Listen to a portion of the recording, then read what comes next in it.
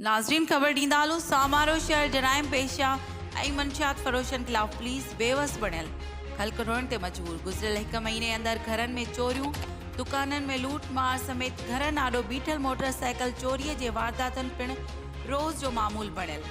उन सां गॾोगॾु मंशियात फ़रोशनि जो बि राज क़ाइमु। गैर क़ानूनी इंडियन सफ़ीना गुटका फ़रोख़्त कया पिया वञनि, जिन जे ख़िलाफ़ सामारो जे हिक शहरी अली मोहम्मद शीदी पारां पुलिस स्टेशन सामारो ते दरख़्वास्त पिणु ॾिनी हुई, मगर सामारो पुलिस मंशियात फ़रोशनि जे अॻियां मुकमल तौर ते ख़ामोश बणियल आहे ऐं मंशियात खे मासूम साबित करण में मसरूफ़ आहे। जॾहिं त मंशियात फ़रोश मंसूर गुड्डूअ ते पथोरो थाणे ते केस पिणु दर्ज थियल आहिनि, जंहिंमें हिक खेसि सज़ा पिणु काटी चुको आहे। उन जे बावजूदि पुलिस कंहिं बि क़िस्म जी कार्रवाई करण खां क़ासिर बणियल आहे।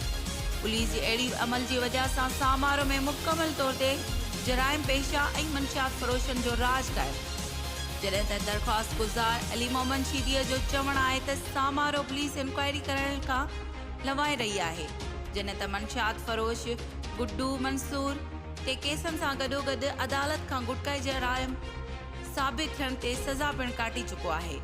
जॾहिं त अली मोहम्मद शीदीअ जो वधीक चवणु हो त सामारो पुलिस ग़लति रिपोर्ट ठाहे मंशियात फ़रोशनि खे बेगुनाह साबित कयो पियो वञे। उन जे ख़िलाफ़ अदालत जो दरवाज़ो खटखटायो वेंदो। रिपोर्ट अली मोहम्मद शीदी।